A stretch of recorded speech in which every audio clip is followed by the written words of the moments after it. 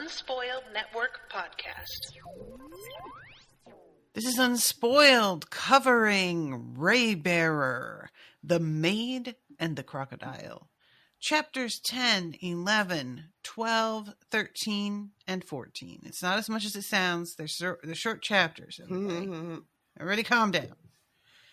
In these chapters, man, these people and their conversations about the poors, I felt this. So uncomfortable. And then she eats worms. It's all bad. I hated it. Welcome to Unspoiled.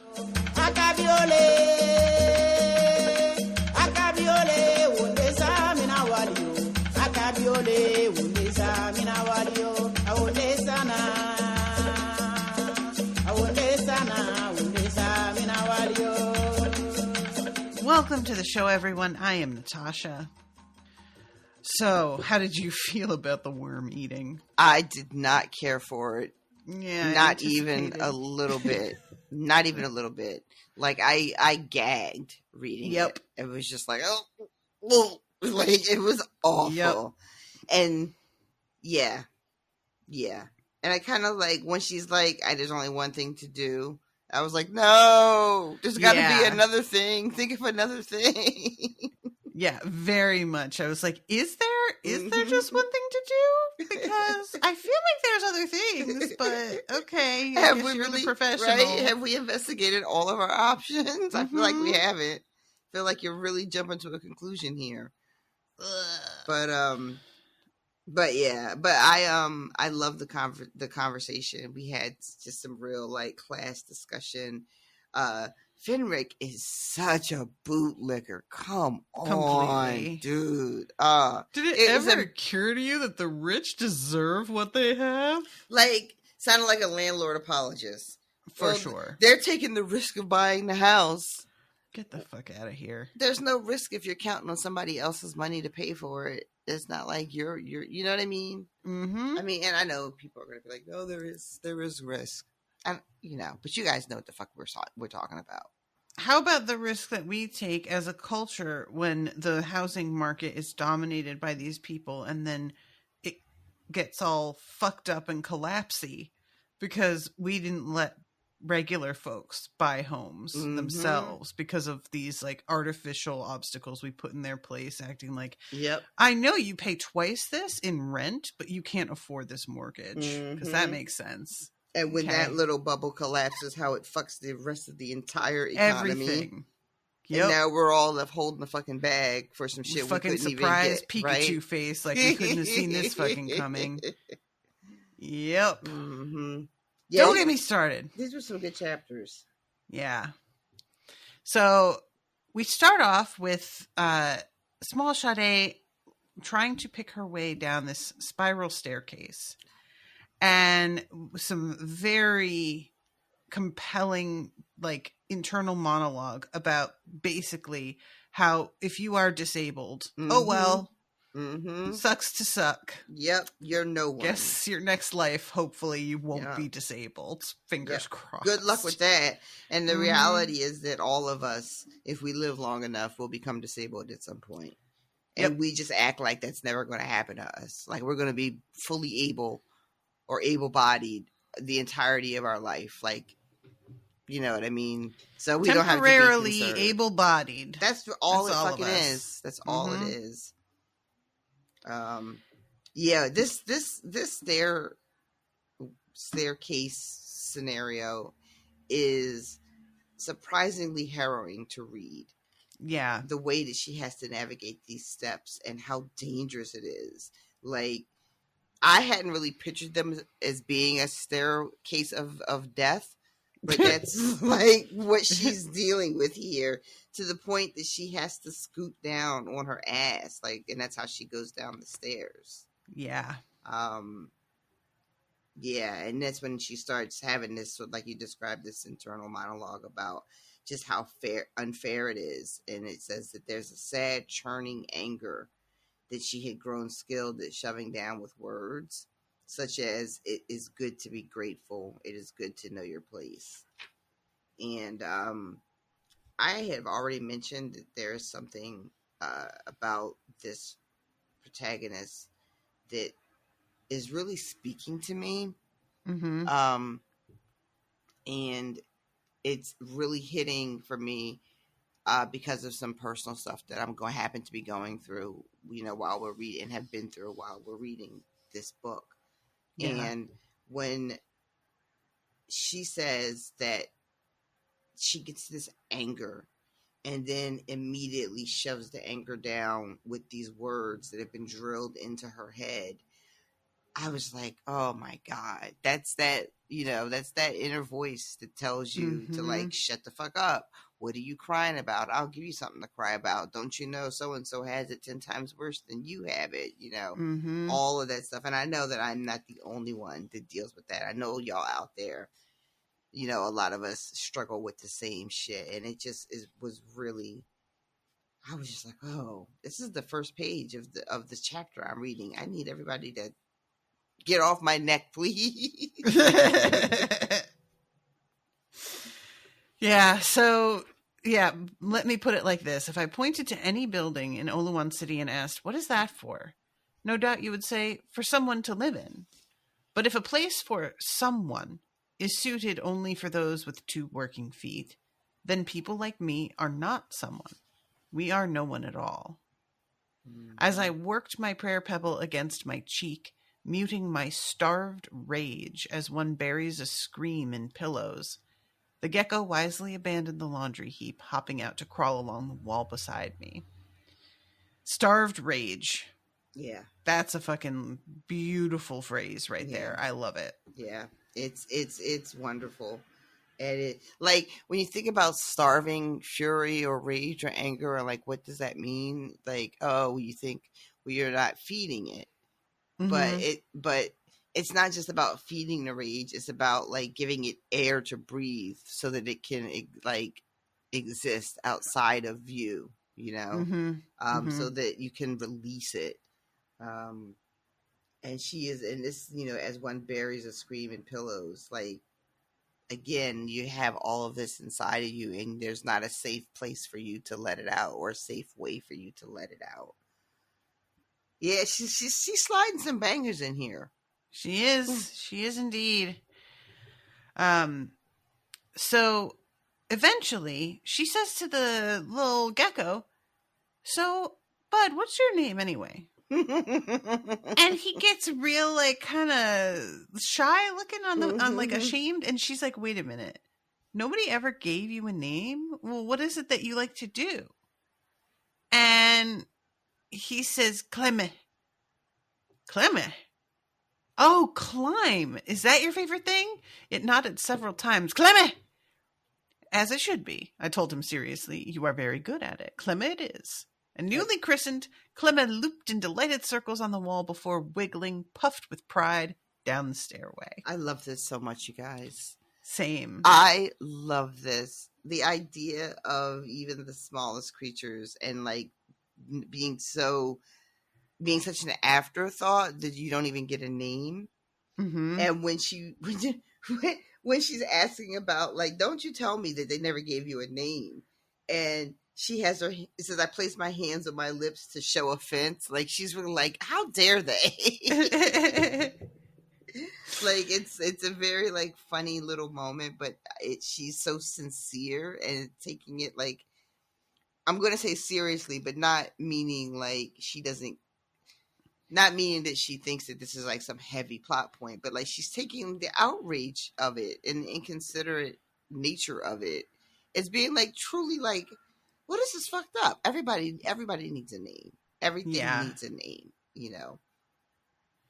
It really reminded me a little bit of Dresden Files, because there's that sort of ongoing theory that he has an ability that he doesn't even really know about that is basically revolves around giving things names and the nature of the name you give them changing them in some way or going on to formulate what they become or things like that. Yeah. And I feel like giving this little guy a name may also wind up becoming a reason for him to feel loyal to her. Yeah. And that may come in handy at some point. I mean, Perhaps. the way he is so obviously delighted at having a name, and just how like proud he is, or it is.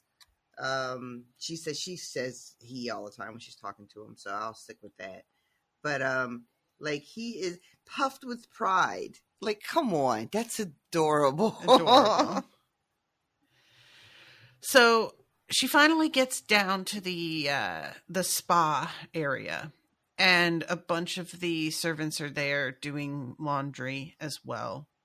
But also, there is somebody who is working on the filters in the pool.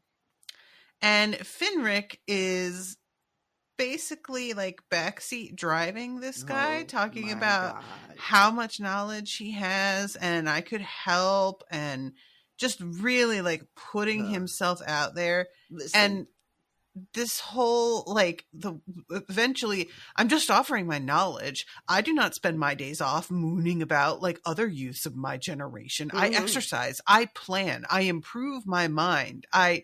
Exactly the skills that one needs to change pool filters, Wafa said innocently. I love that he's like really overstating his expertise in this field as well. He's like, first of all, this is very, very complicated city technology. So you might need like a second set of eyes. And the madam usually has me clean out the filters. And Crocodile is just like, don't even listen to him. He's never done more than scrub the scum off of tile. Like, oops, please don't believe the hype here. And someone else says when they see Small Sade, they're like, come watch. Madam hired a plumber, and Finrick is hoping that the handsome man will adopt him. Like, these two sisters are blowing up his spot in the most spectacular way. And I have to say, I am here for it a little bit. Like, they are just shining like all of the spotlights on his ridiculous behavior and calling him out and mocking him in real time, as he deserves. He deserves. So I love this. I chuckled about to join her with my basket when the plumber rose from the pool. I froze at the spectacle while Wafa and Conwell sighed beside me. The man had cropped hair and a thick curling beard that concealed his face, but beyond that no hint of age weakened him as water rolled from his back and rippling limbs glistening on his broad black shoulders. My pulse quickened. In the humid stairwell, my wrapper had grown damp, clinging to my torso. I was suddenly conscious of every place it chafed, teasing the tops of my breasts and thighs.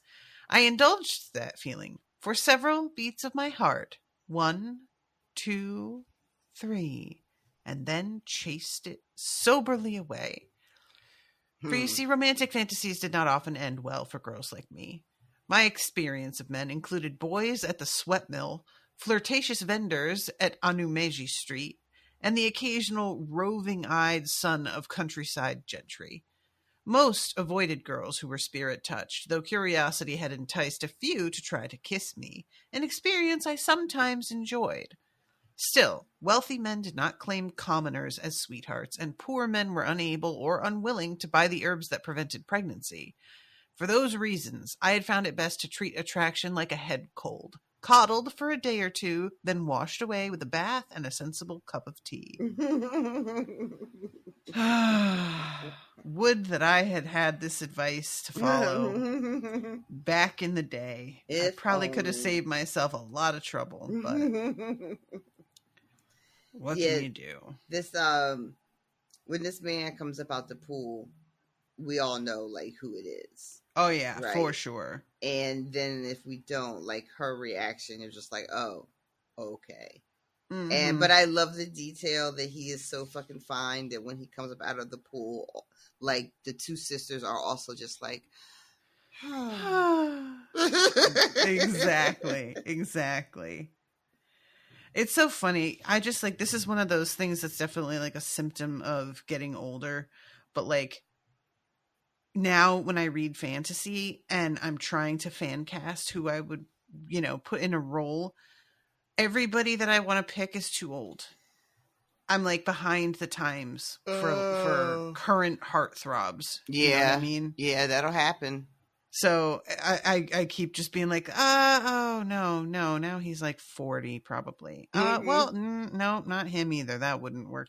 And I just have to kind of figure out how to stay more on top of that beyond maybe watching like certain Netflix shows. I don't know those actors' names, but I'll be able to be like, the one from Heartstopper. And people be like, oh, yeah, that guy, Yeah, So my that's about thing as good as I get. Is not only am I not like hip to who a current heartthrob is, the current heartthrob is also going to be like 30 years younger than me, so you can't see them as much of a heartthrob. So I can't even like really enjoy the eye candiness of it all because it's such an age gap that it's just like weird and gross to me. Like I know from the TikToks, there's like a million little handsome devils running around out there. They're getting TikTok famous just because they're so fine. And I can't even like enjoy the thirst trap of it all.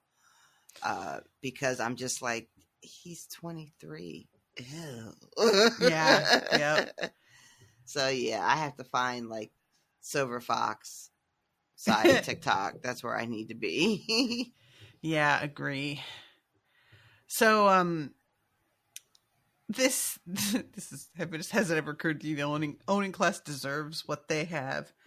They are taking on all the risk. Risk? Conwell scoffed. Of what?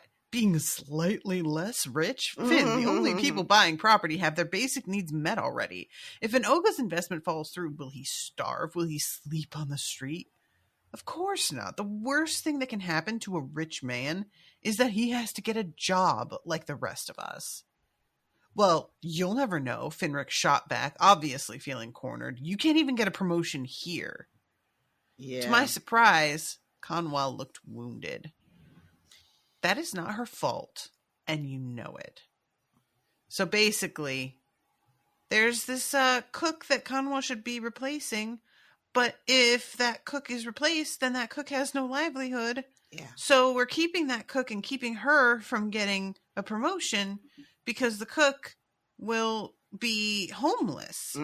After like 40 years of work to this, I'm assuming one family, and would be tossed out onto the street with nothing the minute it's shown that he's unable to work anymore. Yep. Which is like not very far from where we are. Not even a little bit. Did you, trigger warning for mention of death, did you see that story about the Wells Fargo employee? No. A Wells Fargo employee died at their desk and wasn't discovered for like 3 or 4 days. Yeah. Fucking, that's like not even late stage capitalism. I don't even know what the fuck that is. I thought it was fake when I saw it the first time and went and did my Googles, and it's a true story. Yeah. Yeah. I had seen a story recently about a guy who went missing like 9 years ago. He had a fight with his parents, who he still lived with. He was pretty young. And he took off after getting in this argument with them. And they never saw him again. And they had no idea what happened to him. And eventually, the place that he worked, this grocery store, closed down. And they were clearing the building. Oh, no. And they found his body wedged behind the walk-in. Oh, no. And he, apparently there was like this space above the walk-in that people would go and just like take sort of off the books breaks, where nobody would see you unless they knew the spot was there and went up there. And he had fallen and gotten stuck behind the walk-in. Oh, no. And the compressor is so loud that even if he were calling for help, people wouldn't have been able to hear him. Oh, my God. Yeah. These fucking jobs. I mean, I know that the job is not the culprit directly in each of these scenarios, but also... Yeah. Jesus Christ. So yeah, that's what we have to look forward to. Or like getting, booted the minute that you're not physically able, which is the other thing too, we have to remember that the guy they're talking about, the old man, Oni Jobala, is disabled now because of his hands. I'm assuming like something like arthritis or something, but his hands do not function the way they used to. And that is why he's not able to work. And that is like we were talking about how like you're only able-bodied for temporarily able-bodied. Like eventually something is going to catch up with you somewhere.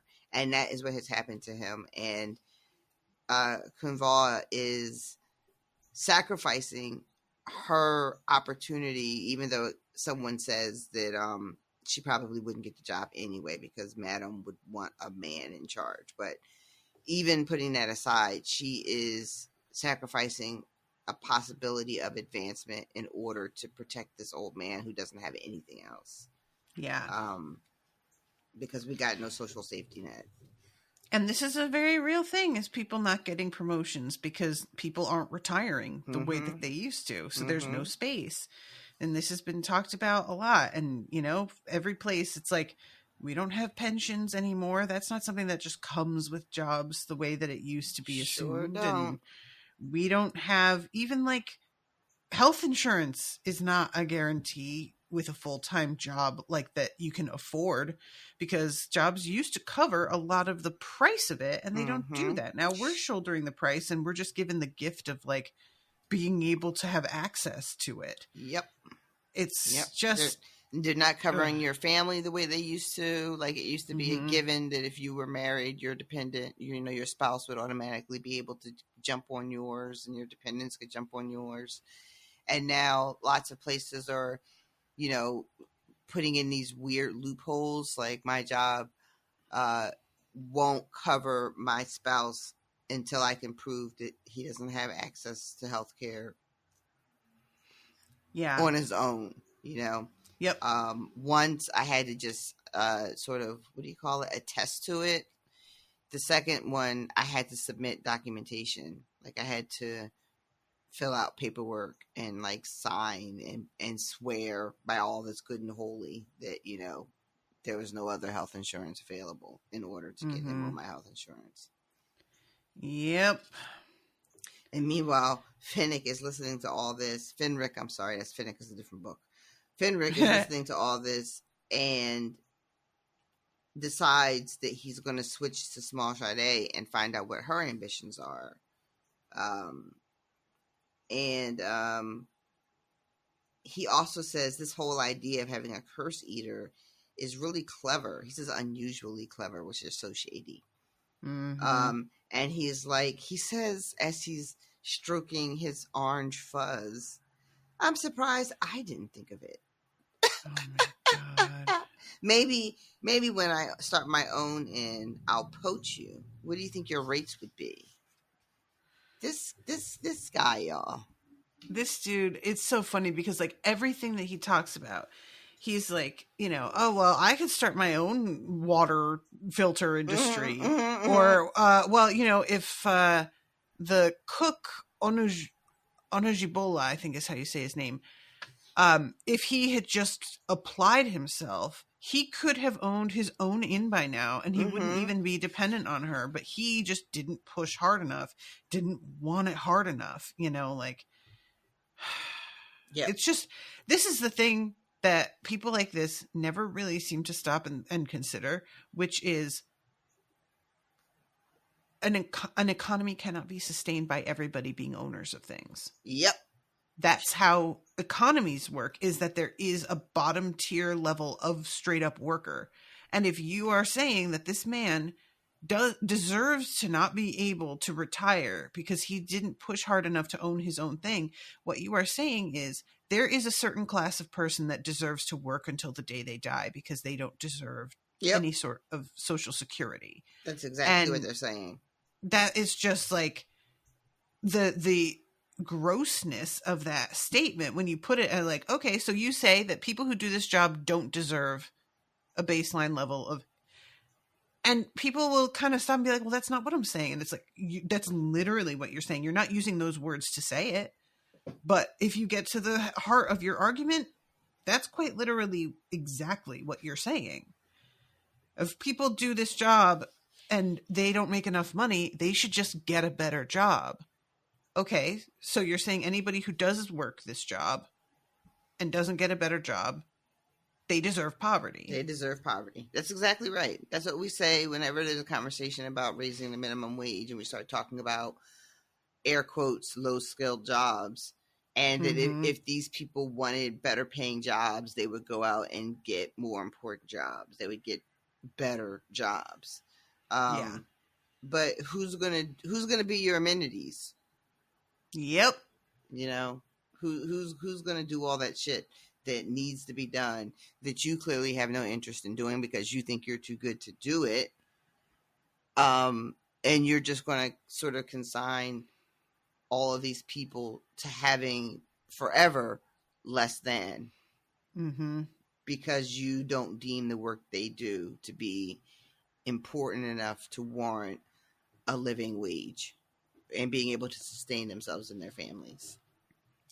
And what's really funny about this is that the same people who will say, you don't deserve to be paid more, you don't deserve to not be in poverty because this is an unskilled job, those same people will criticize folks who don't want to take jobs like that for not wanting to start at the bottom. And it's like, you have done nothing but shit on this particular line of work. And now you're surprised that people are ashamed to start down here. When you say those people don't deserve to be treated like human beings, now you're, again, surprise Pikachu face all the time. There's like, you can't denigrate an entire workforce and then denigrate people for not wanting to be part of the workforce that you have shit talked for years and years. Like, of course they don't, because they've seen the way you think of those people. What do you expect them? How do you think they're going to react? I remember the ultimate fear that was instilled in me when I was in school. If you don't go to college, you're going to end up flipping burgers. As if it were like the worst fate anyone could imagine. And then we get like reprimanded basically for not wanting to just take on a humble fast food job. That job used to be a symbol of failure. You used to bring it up as, this will be your punishment if you don't do enough the way we think you should do. And now you're like, well, you should start there. And it's like, and what? Then listen to you talk about how I deserve to be where I'm at because I took such a shitty job? Like, what are you, where is the logic? You know, nobody follows back the logic. They just want to hate poor people. That's all it is. And imply they deserve to be where they are and suffer the way they are. That's the summary right there. You just hate poor people. Yep. And you think it's a moral failing. We talked about this before across other podcasts. That poverty is somehow a moral failing as opposed to a systemic issue. Yeah. So he's asking her, what does she want to be, what her ambitions are. And she thinks to herself that in her imagination, she sees herself as not looking wealthy, not really, but she's gliding through the markets, giving directions to tourists because she's just at home. She looks radiant, glowing with the rare peace of someone who belonged. And she answers Fenric with a home. That's what I want, but not just anywhere. Somewhere a person could get lost in, a place that always changes yet somehow stays the same.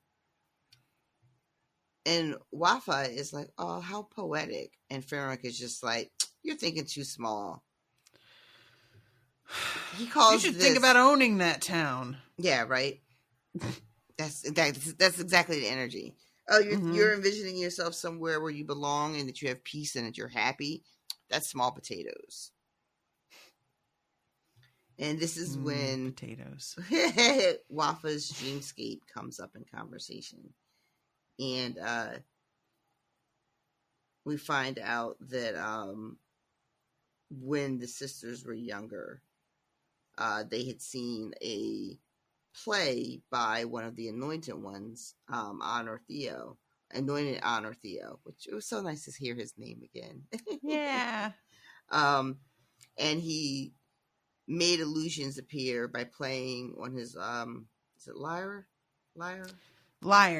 Yeah. And there's music and telling a story, and the whole thing was so enchanting that Wafa feels like that's something that she feels like that's what her calling is, that she should be somewhere telling stories, but telling them in such a way that they're immersive. But there's a problem. She's only good at dancing. She's not really a storyteller. So their patrons would get bored in 10 minutes, she says. Yeah, this is an interesting thing because, like, so much of what is dominating the conversation of the household is the fact that Mama Dele doesn't have anything to offer people to keep them coming to this inn. And if she, talked to these servants, she might find that they could provide a type of entertainment that would really draw customers. But she hasn't asked. It doesn't seem like she's ever curious about them. Their function is just what their function is. Exactly. She is completely lacking in imagination about the people that serve her. She doesn't think of them outside of their function at all.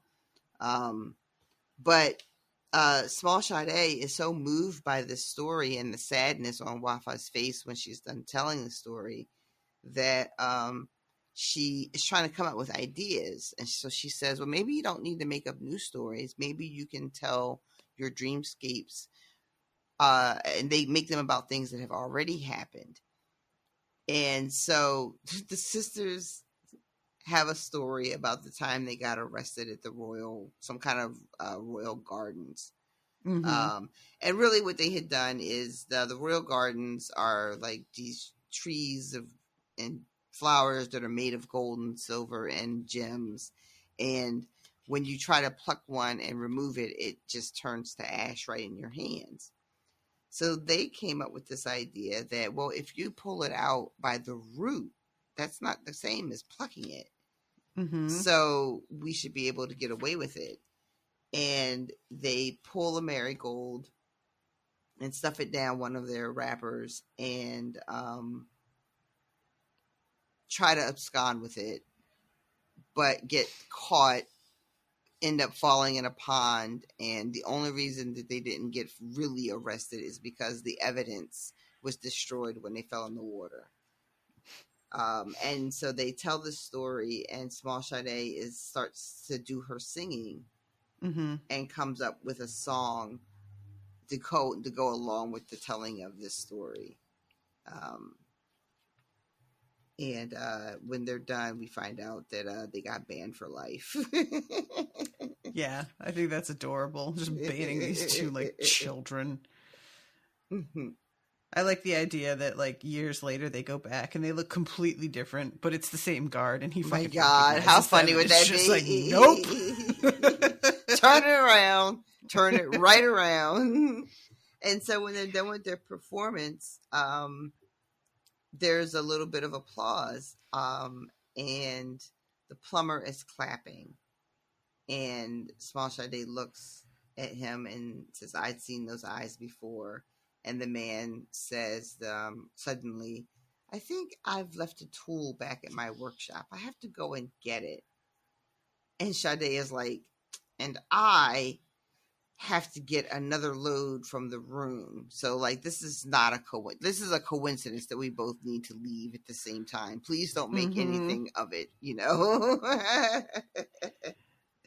So they head out, and Sade is first to Cleme like, I see what you were trying to tell me now. Like, I didn't clock it before, but I get it now. And so she's like, so you're just you're a plumber now, huh? Yeah, this he helps her up the stairs, and he says something about the fact that they expect her to just like go up and down multiple times a day, and that is like fucked up. And And let's see.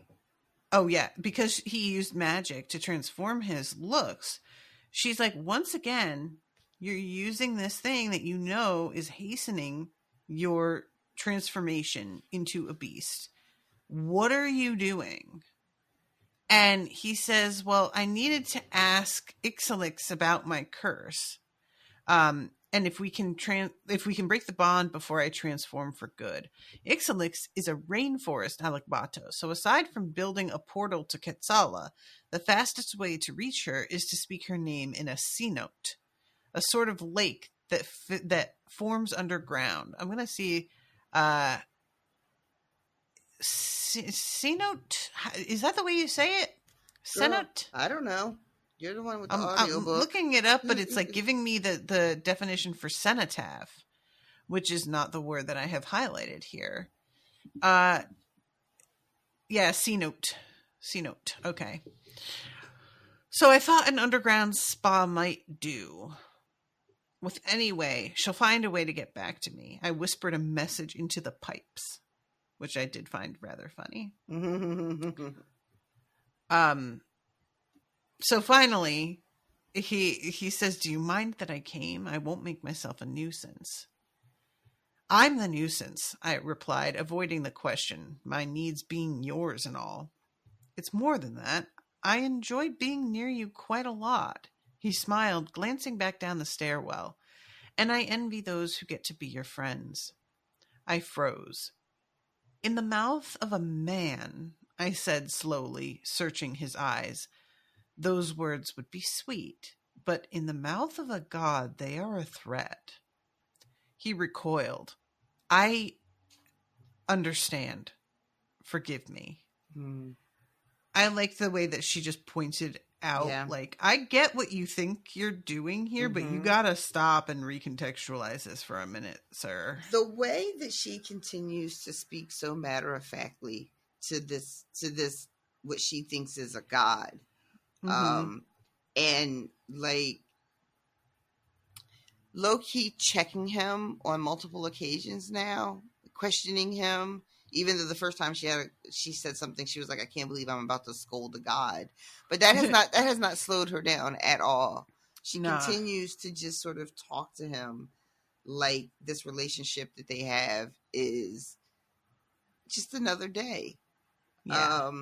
And being able to tell a god right to their face, hey, what you think you're saying is not doing what you think it's doing. It's actually doing this whole other terrifying thing.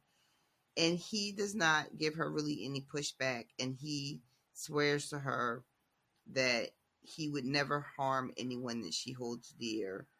And then he's like, but seeing as though I've already kind of put my foot in my mouth, I'll go ahead and go now. Or I'll leave you be. Yeah. And before he disappears, she blurts out, I don't mind, but you'll have to get better at disguises. One, you speak like a lord, and that makes you seem wealthy, which is why Fenric wouldn't leave you alone.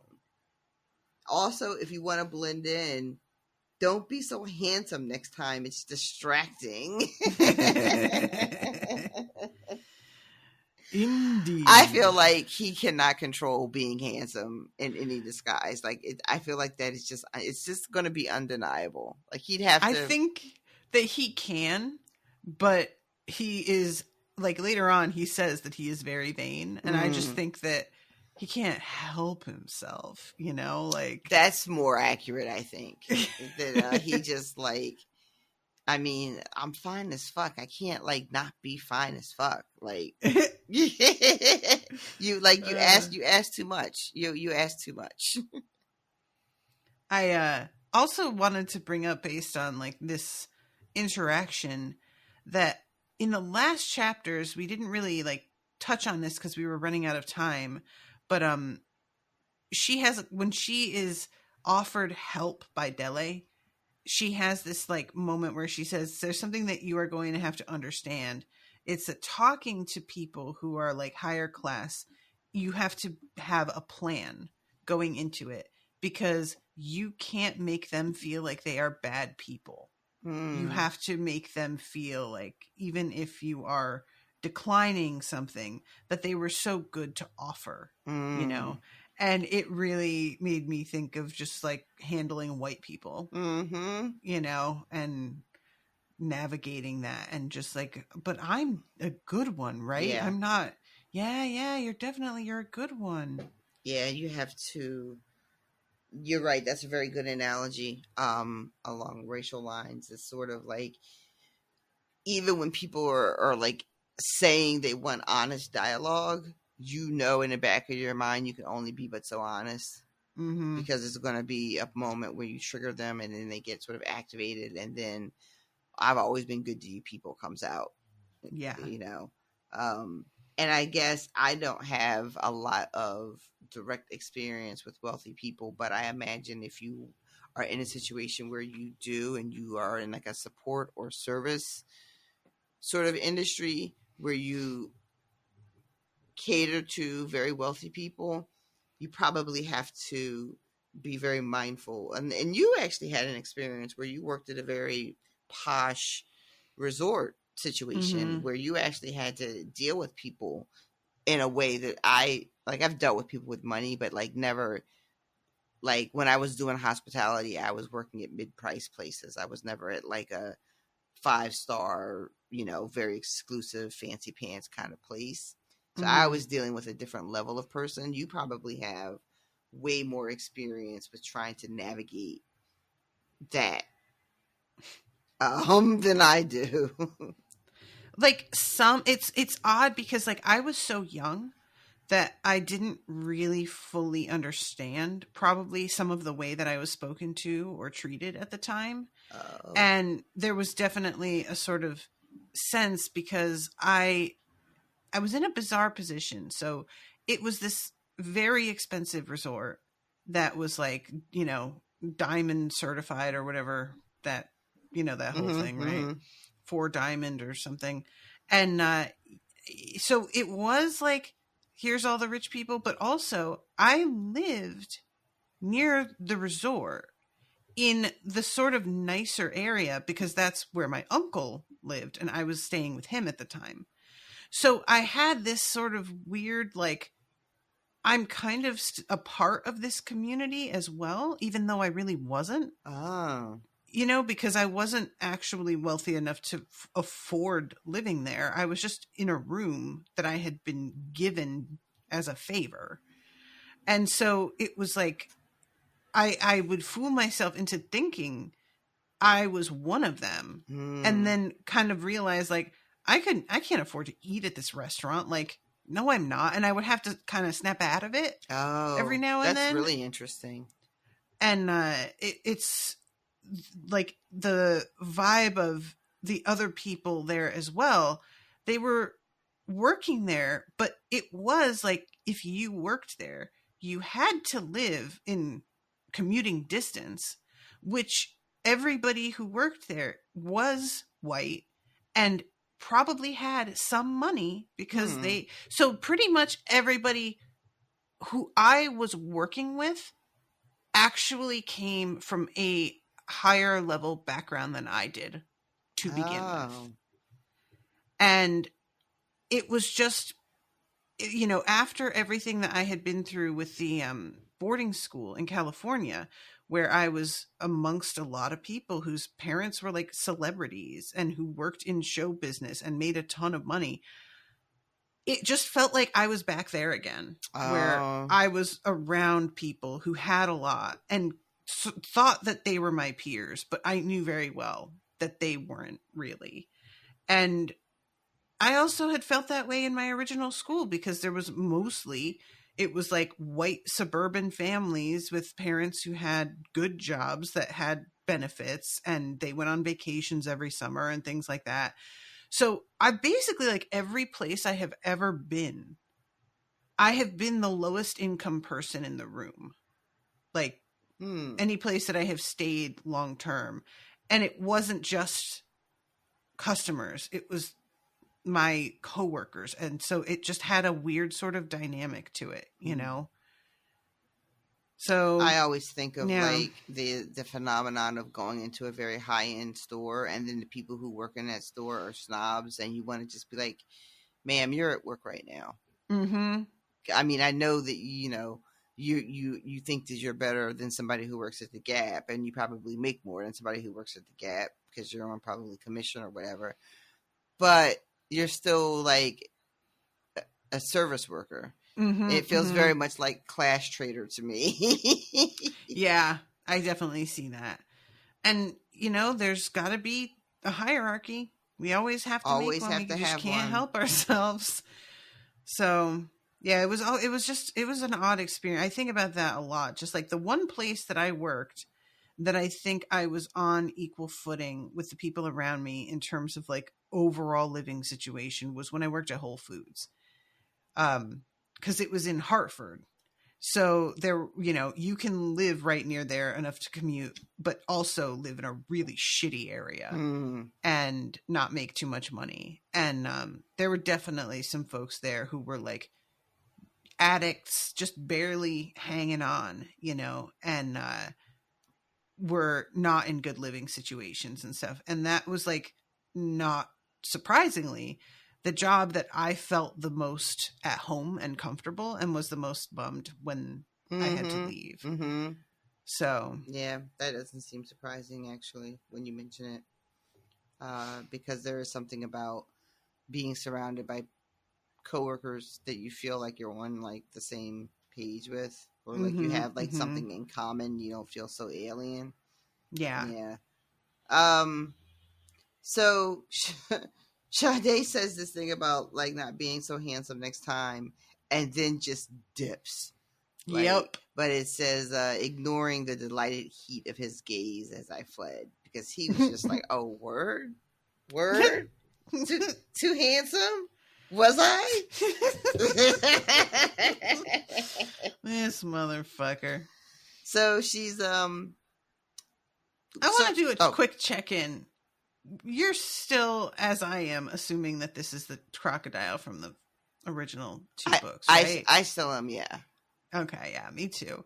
Yeah. I haven't read ahead. Just you still haven't? No. Oh, fun.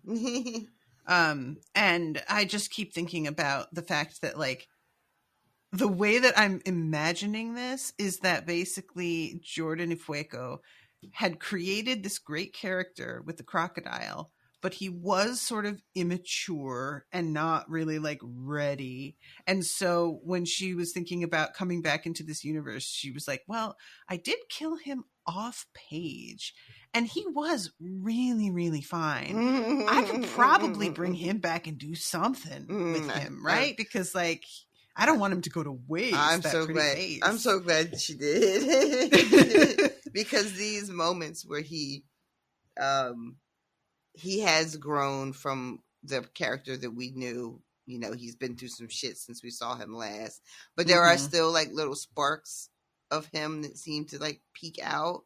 And and your assertion that he could make himself less handsome, and then his own admitting or acknowledging how vain he is, those feel very much like that's in line with the character that we knew. But the fact that he's able to admit it is indicative of growth. And so I think it's really fun that it's the same guy. And I hope that it turns out that it really is him, because I'm enjoying layering what we're getting in this book on top of what I can remember from the first book. So also considering that like in the first chapters, she talks about these houses that explode out of the ground out of nowhere with all the crocodile heads on them. And she even mentions that people knew that there was a guy called Crocodile around for a minute, but everybody pretty much was like, nah, this has nothing to do with him. And it just definitely feels like the author just being like, yeah, it's certainly a different thing, isn't it? I see. Okay. Anyway, so she then decides that she is going to try and like the main thing is the next section starts with, my only chance at keeping this job was to change Mama Dele's mind about what she wanted, or at least to make her happy with what she had. And she's thinking over a lot of the ways that she can approach this. And later on, she does something risky that I was going to say ultimately it pays off, but like I don't know if I want to say that. Yeah, it doesn't feel great. It ultimately turns into even an even bigger ask or demand from Mama Dele. I love this dimension because what it is she needs to get into that room to spirit clean it. But the problem is Mama Dele spends a lot of time in her room. Yeah. And so the opportunity to get in there is dicey. And the reason she spends so much time in her room is because usually she's a woman, a loser who has no friends. There it is. There it is.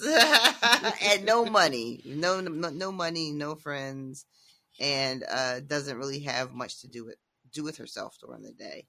So Mama Dele has these salons that she's very proud of. This idea of the glitterati, the intellectuals of Oloan City, congregating at her inn to have these deep discussions and talk about worldly things. And, she is building or attempting to rebuild her connection to what she used to be before her family lost their wealth and her husband died, right? She's trying to give the illusion that she's still a part of this gentry. Yeah. And so she has one of these salons and she is asking Small Sade, she's going to introduce Small Sade to these people. And the way that she does it is under the pretense of, we just need you to settle a bet. Mm-hmm. And there's this woman here, a woman from Jabanti, whose name we get later, but I can't remember it now. And she is like kind of aggressive. Mm-hmm. I'm saying kind of. She's just aggressive. Yeah. And she sees Sade and she's just like, oh, is this the infamous curse eater? And she's looking her up and down. And Sade recalls to herself that what she knows of Jabanti is that there had been a commoner uprising that had burned across the continent, inspiring the revolutions to rise in other realms. Many of the lords and ladies had fled the country and were living in Oloan City sort of as refugees, as jewel-encrusted refugees, she writes. My God. Yeah. But yeah, so this lady has got a lot of nerve. A lot of nerve. Yes, that is on the table. But she's got a lot of animosity towards poor people because they have ruined her life. These small people who had no right to be raised up were raised up, and in that she lost, her wealth and her status and her home, and has had to come to live in this city, which is also probably to her mind overrun with these poor people as well. Mm-hmm. There's also a gentleman named Lord Lao. I'm trying to find the spot because I don't remember how she says it in the audiobook. Liao. I think Liao. Yeah, that looks right. And he jumps in and he's just like, don't scare her. She's shaking like a leaf. And the lady from Jabanti is just like, don't coddle her. And tell Sade, you don't need to be scared. We are all enlightened here. But I don't take kindly to those who waste intelligent people's time. And if anybody could use a real curse eater, it's mine, BT Dubs. Girl.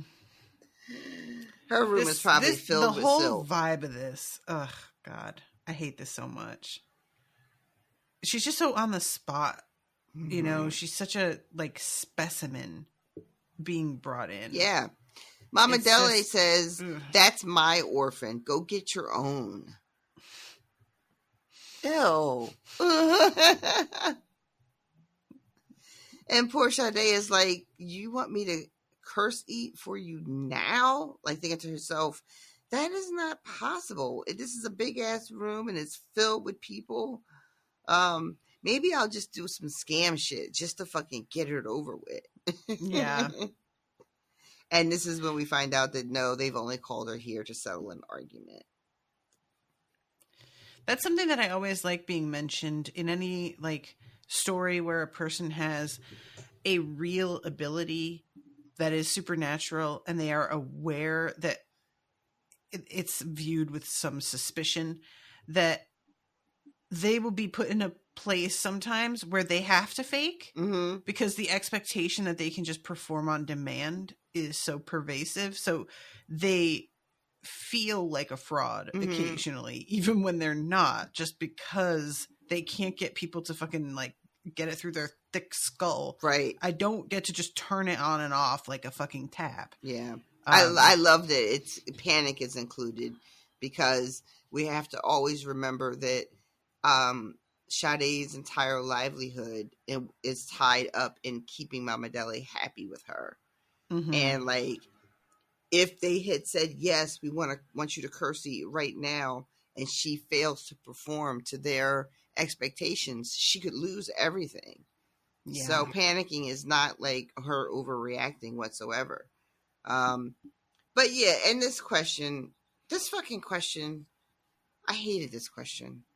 If you had no rooms to clean or pots to scrub or curses to eat, what would you be doing this very moment? This is the question that these intellectuals have come up with, and that they're now posing to Small Sade to answer, to prove one side right or wrong.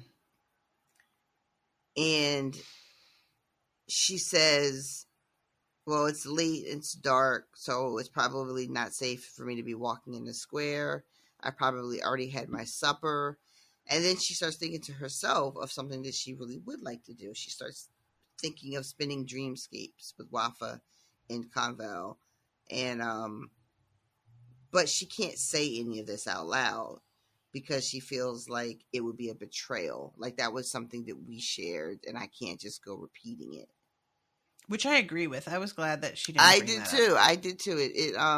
I don't know if I would have been mad if she had told, but I think I would have felt away. I would have been like, that's not for them. That's not for their consumption. This is private. This is for you all. Everything you give, everything. These people already think they're entitled to everything that you are anyway. They don't get to have this as well. So I was really glad that she doesn't tell anybody about that. What she does say is, I'd probably just go to sleep. And the way that these people use this answer, it's so gross. Yeah. It's really gross. One of them is like, the lady, her name is Injana. She goes, that's the point I've been making. They have no interest in pursuits of the mind. They don't study art or debate philosophy. So we try and involve them at every level of politics. Why not keep them doing where they're happy? This is so gross. Yep. Like, to make the skin crawl. And the irony of how, like, it's a woman saying this, and that has been what folks said about women for such a long time, that we just didn't even have the capacity the way that men did. We liked to be domestics. We liked just bearing children. Don't make us do a thing that we're not suited to. Yep. And that kind of thinking is like making a really unsettling resurgence. BT does. Yep. Like, I don't care for it at all. If I see even the word trad wife anymore, like, my brain, my head just explodes. And before Sade can say anything back to this sort of fucking accusation, Dele speaks up. She is going to ruin Thanksgiving, y'all, with all her political talks. So we should just keep him in the dirt, serving us, she says, with a sardonic and expression that's very blank. And she is not dressed in the way that Sade has grown accustomed to seeing her dress. She's not like in her floral that is clearly her jam. She is wearing a wrapper that matches her mother. And it's like she's clearly not allowed to be who she truly is when she's in this circumstance. And that is sort of understated by how she's dressed, like letting us know that this is not, like, she doesn't get to be herself in this moment. But she cannot help but speak up. Yeah. Her mother is so over this. And the thing is, like, her mom has got some valid points. Last time I checked, you were more than content to let Small Sade fetch your breakfast. And that's what she keeps sort of bringing up, because later on their argument continues. And she's just like, you keep acting like we can live on less, but I would like to see you try to do anything for yourself, because it's very easy to say that. It's so easy. But you don't show a whole lot of interest in being self-sufficient. So where do you think that shit comes from? Which, listen, fair. I mean, sometimes you got to call out the person who's doing the calling out. But for now, surely it's a matter of education. Girls like this one never had a chance at decent schooling. It's obviously too late for her now. He eyed me with pitying amusement. But before, who knows? With early enough intervention, her tastes could have been bent toward higher things. Pitying amusement made my fucking blood boil. Oh my God. I, like, the rage I felt. Mama Dele saying, you can't put everyone in school. You would bore them to death. This is just such classics way to speak. It's just disgusting to read. It is horrifying when I keep reminding myself that Sade is standing in the middle of this room surrounded by all these people and they're just talking at her.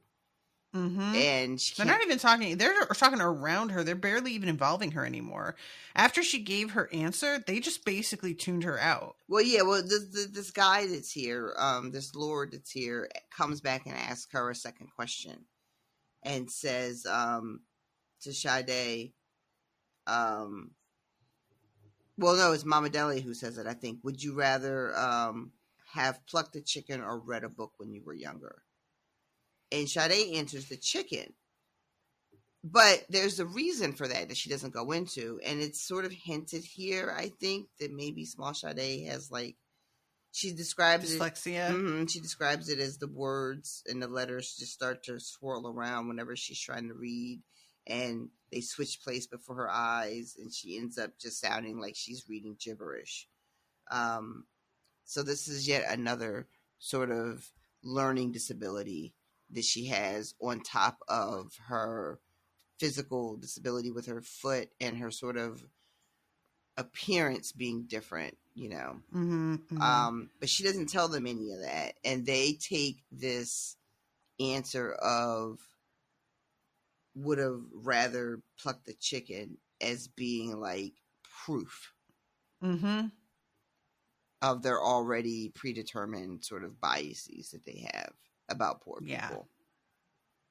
And Sade says, I hated the written word, but I did love stories. And I really like that. I like that, just that sort of reminder. So it's a distinction and also a reminder that writing or being able to read does not mean that you don't appreciate stories. Right, that you're not intelligent enough to appreciate a story. It's just you're talking about a very specific ability that you either have or you don't have, and you need to get. Right, you know, and that's really all it is. But yeah, they're just like, yeah, see, what did I tell you? There it is.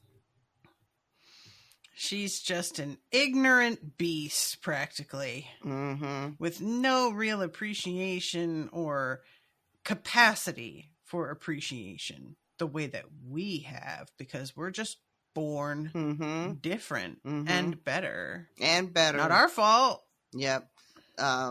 someone says, I think it's my Mama Dele says, when I was a girl, I spent hours at the Imperial Library, and the art, I couldn't get enough of it.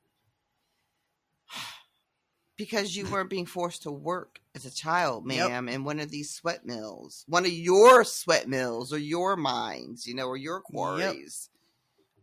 Yeah. And also, like, what would you be doing right now? Well, of course she'd be sleeping. She has to rest for going back into work tomorrow. You didn't ask her what she'd be doing if she never had to clean again. That's a really good question. Like, you're asking, what would you be doing this instant?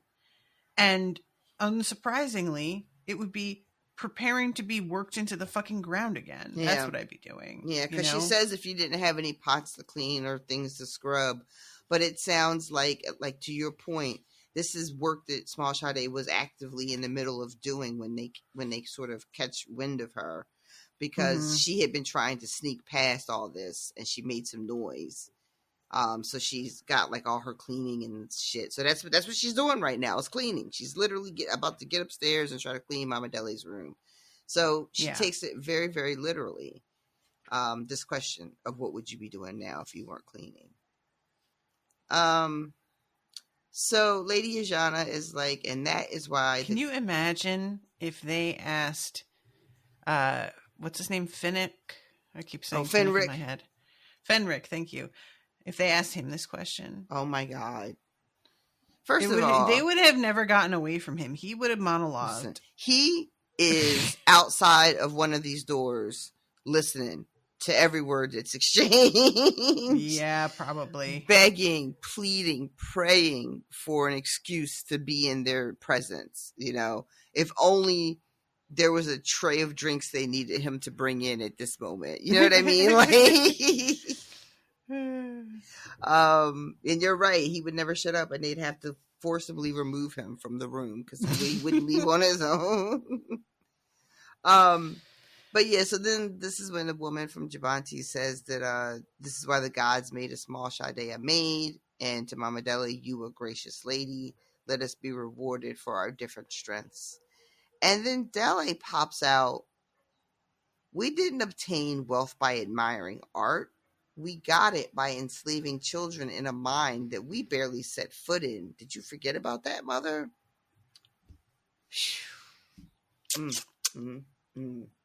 The room froze, then burst into tipsy snickers. Mama Dele joined in, though her grip on her chalice tightened. Such a wit, Lord Liao chuckled, gazing down at Dele indulgently. And you're certainly right. There's being a lord, and then being a slave driver. Are lords really any better? Dele retorted. Even without slaves, you sell the fruit of lands you did not harvest. Why should you reap most of the rewards when you did so little of the work? This caused shrieking outbursts across the room, birthing a new round of debate. The party seemed to have forgotten me altogether, and so I bobbed a goodnight and ducked slowly out of the crowd. Cleaning kit in tow, I stole up the spiral staircase and slipped into Mama Dele's room. I love that she's just like, oh shit, they're not looking at me right now. Let me go ahead and go. So the next chapter is her in Mama Dele's room looking at what she can clean with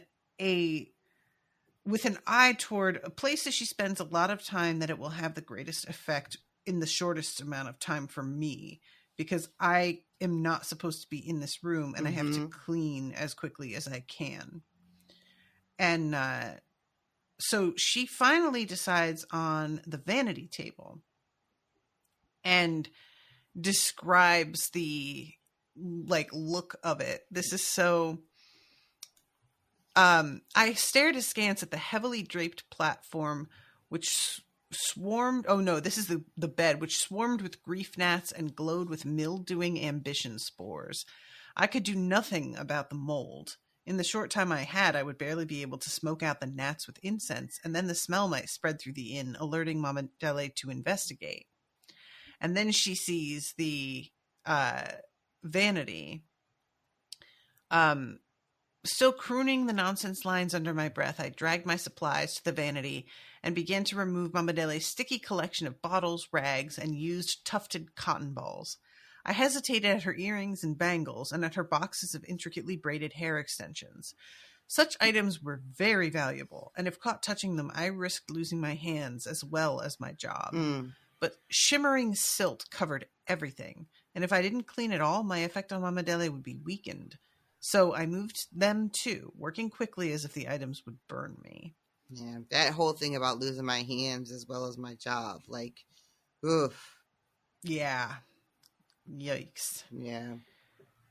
So she cleans. So there's like spirit world stains. She describes envy beetles in her hair extensions. Oh yeah, there's worry lint. Worry lint. That is like so much of this is going to stick with me for so long. Yeah. Worry lint, despair mold again. And then she's looking at she stops for a second of her deep clean and looks around trying to figure out what is she going to clean next. And she recalls the woman from Jabanti saying that girls like me have no desire to make art. But I didn't know what else to call the itch possessing my hands to arrange those pots and powders. She wanted to arrange them by size first, and then the pressed pats of powder stacked in glittering towers, and then last the bottles of perfume, decorated stoppers, neatly lined in a parade of cherry crystalline animals. And then second, I'd rearrange everything by color. Tonics and lip paints glittering in an intricate ombre pattern from light to dark. Is this giving anything with like the very detailed way that she would like to set up this vanity and how everything would have its place? And so when you're saying is this giving anything, do you mean like maybe is this setting something up for us to find out about her later? Or well, yeah, like or if we're talking about the disabilities that Small Sade may have, like I'm wondering if this is like coded as like autistic coded or something. Oh, like I don't know. She could just want everything neat and orderly, and it doesn't have to necessarily be a diagnosis for anything. I was just curious. I was just thinking of it as like it's part of the cleaning. Mm-hmm. Like it's another aspect of it, making things beautiful, but she can't indulge in it because everything has to look as if she was never here. So just how if she were allowed to do more, it would be more than just the like physically cleaning. It would be arrangement as well. And that she just kind of can't do that. Yeah. But I don't know. I like that she frames this as proof of a desire to make art, because what else would you call this overwhelming desire she has? Like, it's a desire to make art, or to elevate what she does to a status of art, even though not elevating her mind, but like the way other people perceive what she does as being, like we were talking earlier about being low, like a low skilled job. Almost, but like, if I were free to do everything that I have the desire to do, not only would it be clean, but it would be beautiful as well. You would come into the room and you would be stopped in your tracks at how beautiful this arrangement looks. And yeah, I can do that. I did that. But she's not allowed to do that because, like you said, everything has to be exactly how she found it. And she's finishing up, and she realizes that she has kind of lost track of time and stopped really paying attention to what was going on around her because the voices in the salon have stopped.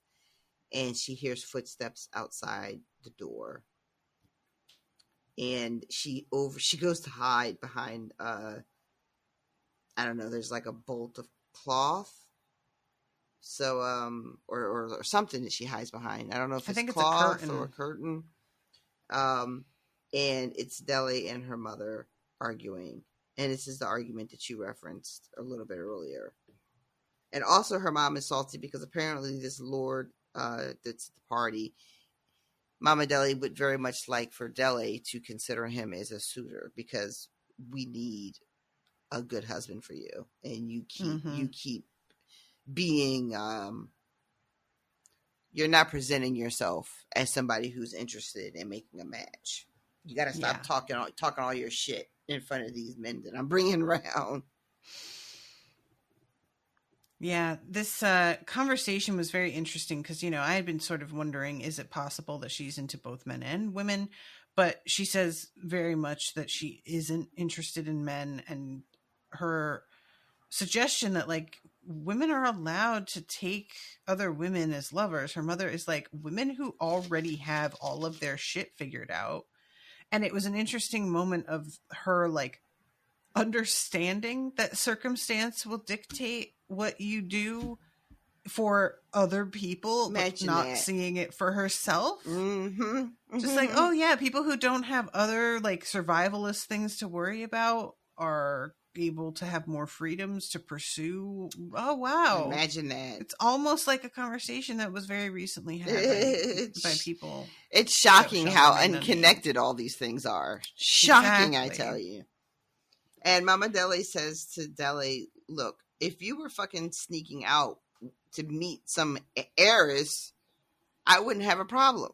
And then she's like, oh, yeah, you think I don't know about you out here with some commoner from the cow dung district, which felt really, like, rude. She calls her a strumpet. Ah, that's right. It made me think of what's his face saying that women are dressed slatternly.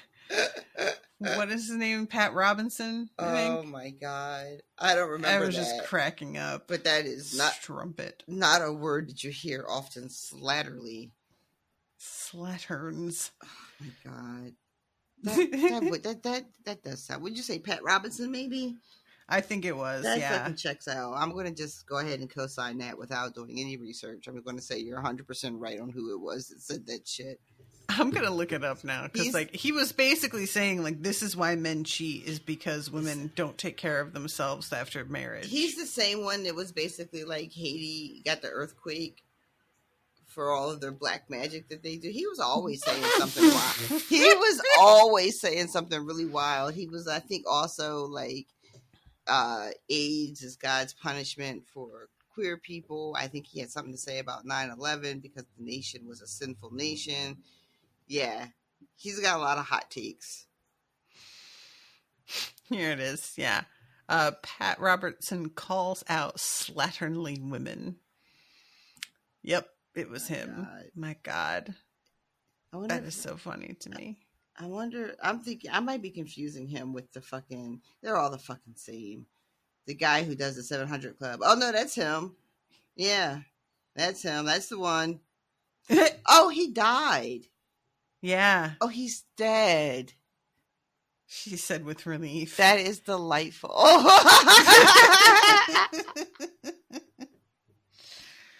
Yep, not around to do damage anymore. I mean, he's left a legacy that does damage for sure, but he whatever. Had a ridiculously long life. This motherfucker was like 90 something years old. He did not deserve to live that long. Nah.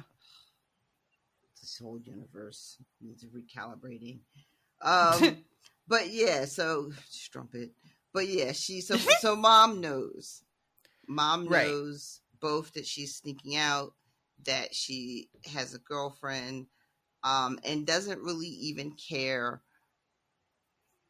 one way or the other about her daughter's sexuality. It is for her about the importance of marrying into a family that can take care of you. Because what are you going to do when I stop being the one to take care of you? And like you mentioned earlier, her mom is straight up like, you talk a lot of shit, but I see you still go to bed here every night and you still eating the food that I send up every morning. Like that window that you climb out of is open. You don't have to climb back in. Go then. Go. Yeah. It's really, it's valid. It's not really anything that Deli can say back. She starts to tear up and leaves the room. Because her mom has fucking clocked her. She just has. In a way that we hate when it happens to us. Yeah. I am not a fan of that. Someone Same. like calling me on my shit. Please don't. It just reminds me of something that I think maybe is a little bit more relatable, because a lot of times when we bring up stuff about sweatshops and slave labor and whatnot, people will throw iPhones into the conversation. And I don't feel like that's very effective, because we live in a world where if you do not have a phone, you are not getting anywhere. So let's all be real about the fact that Apple isn't the only place that's using essentially slave labor, and there isn't a good choice there. However, there are things that are much more whipped cream. And one of them is chocolate. And we have, there's a reason that fair trade chocolate exists, and it is because chocolate is one of the most slave-driven and corrupt industries on the planet. And we don't need to be eating chocolate. We could just either not do this, or we could have a lot less and make sure that it's more expensive and fair. But the option to not eat the easy candy, even though we know it's there, we'll still pick the thing. When a fair trade option exists, it's more expensive. Maybe it doesn't come in the flavor that you associate with childhood and have nostalgia for, but and yet we're still out here. Yep. Choosing the same thing. Same with coffee. Yeah. There's plenty of things that are essentially luxuries, and we behave as if they are essentials that we couldn't possibly live without, because we are spoiled. And that's really all it is. I will say, I have made a huge effort to not eat chocolate that isn't fair trade in recent years. It's sometimes I do genuinely forget. Yeah. But it's really it's really horrifying. There was a statement from I think Nestle that essentially admitted, if we didn't use slaves, then we couldn't make our product. And people were like, well, maybe then you shouldn't make your product then. The next step would be, well, how about then we don't? And it was no, that wasn't even a consideration. That wasn't on the table. That's not even, it's not on the table. We're not going to do that. And there's, God, just I'm sure, like all of us, we're just so complicit in so many different things, that one, we're just not aware of because there's so many. And then two, the way our specifically American, but Western overall society is set up, that it's really difficult to avoid these bad choices because they're just so integral to how we live day to day. The thing with the phones, I will say that while I know it's unreasonable for us to suddenly think nobody's going to have a cell phone anymore, we don't need to keep getting the new cell phone. For sure. There's enough of them in circulation that you could just keep doing refurbished phones. You won't have all the nice bells and whistles and new things that they come up with, but the demand for the materials that are needed to continue to manufacture the new exciting things would lessen. There is actually an issue right now with lessened demand because phones aren't advancing in technology the way they used to for a while. So buying a new phone, you don't get access to sudden new functionalities in the same way. Oh, and are we seeing a drop in sales? Really? Yeah, major drops in sales, which of course, because we have modeled our capitalism on unsustainable growth that is completely unreasonable to expect to continue. Now they're trying to come up with ways to make getting another phone attractive because And a lot of people just feel that they don't need one. not only do we not need one, but we're fucking broke. Mm-hmm.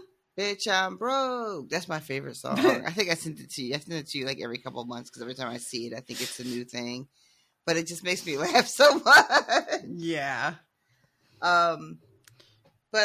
So Deli runs out of the room, and Mama Deli sits on her bed, and she has the very unfortunate experience of listening to people that you were just being friendly with and socializing with talk cash shit about you. Yeah. And this is always the worst, even though like Mama Deli is not like necessarily a sympathetic character at this point. This is awful. And I know she was just really shitty to Small Sade, but this is such an experience that I think that we've all maybe not to this extent, but if we haven't experienced ourselves, it's a fear that we have. Maybe we're not honest about it, but we're always, those memes that are like, I'm struggling, but I don't want to bother my friends, or do my friends secretly hate me when I'm not around? That it's speaking to this sort of insecurity. And yeah, she's listening as the lady says, these little salons were amusing at first, especially when the daughter gets involved, which is making it seem like Mama Deli and Deli are just there for entertainment, right? Yeah. And then someone else says, she says, but I'm beginning to find them tiresome. And then someone else says, I believe the word you're looking for is desperate, which is like fucking ouch. Yeah. And someone is like, she isn't Lady Balagun anymore. She can't even go by her maiden name, which was Simi of the Idulas. Now she'll only ever be Mama Deli. And fucking yikes. Can y'all go up the block? Interesting, right? It was an interesting thing, like the fact that she is going by Mama Deli. I was sort of like, well, okay, I get it. She's the mother and she's Mama Deli, and then her daughter is Deli. But I was like, well, there was a point at which she wasn't Deli didn't exist, right? So like, where did that name come from? And it hadn't occurred to me that like this is a result of her loss of face. This new way of referring to her is linked with the status, downgrade that she has experienced. Yeah, because the two other people that we meet, and there's more than two, but the two people from the salon we meet, one is the lady so-and-so, and the dude is Lord so-and-so. So it's clearly like the idea of, what is the word I'm trying to say? Referring to other people by their station is not a custom that has fallen out of favor. It's just that Mama Deli doesn't enjoy that status anymore. Yeah. Yeah. Also, why can't she go by her maiden name? They say that, but I don't know why that is. I am really curious as well. And I'm wondering if it's some even greater malady has befallen her family of origin. Like maybe they have fallen even further than Mama Deli has fallen. So that using that name would be even more insulting, or more shameful. That maybe something happened to that family, but I guess we'll find out. Hopefully, it doesn't explain why she can't just go by her. I'm sorry, I'm just gonna say it doesn't explain why she can't just go by her first name. Period. Like she doesn't have to be Simi of the Idols. She could just be Simi. But maybe it doesn't work that way. Maybe much in the way that Mama Deli is defined by being the mother of Deli. Your name in society has to be a connection to whoever you belong to. And so she can't just be Simi. It would have to be Simi of the Idols, and that's just not on the table for reasons. Yeah, that's interesting. Maybe. So she hears them, she flips out and like throws her. Oh, I forgot to say that right before Deli leaves, she says to Deli, essentially, you could leave and run off with your girl if you love her so much, but you haven't, which means that you don't love her more than you love living the way you live. And that hits home clearly. Yeah. It really did. That's the line. You love security more than you love her. Mm-hmm. Yeah, that's the one. That's the one. That's the fucking kill shot. Yep.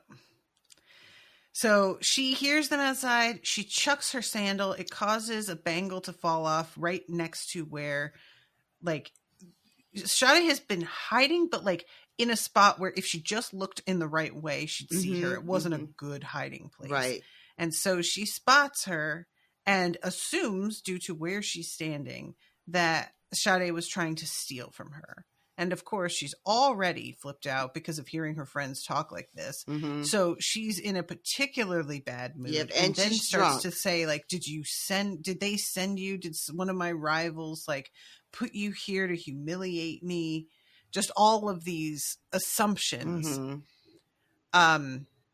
I should have known you were trouble the moment you entered that party, which, like, you asked her to come in. You're talking like she just strolled the fuck in. I love that you mentioned that, because that is a very weird thing to say. Again, Mama Deli is also tipsy, but it's such a weird thing to reverse what happened. Yeah. You know, and in her imagination, in her memory, it is now Sade who has just waltzed into this fucking party unannounced and uninvited. Yeah. When you clearly, like, called for her to come join you. Poor Sade is just begging, like, I'm just trying to help you. I'm not stealing.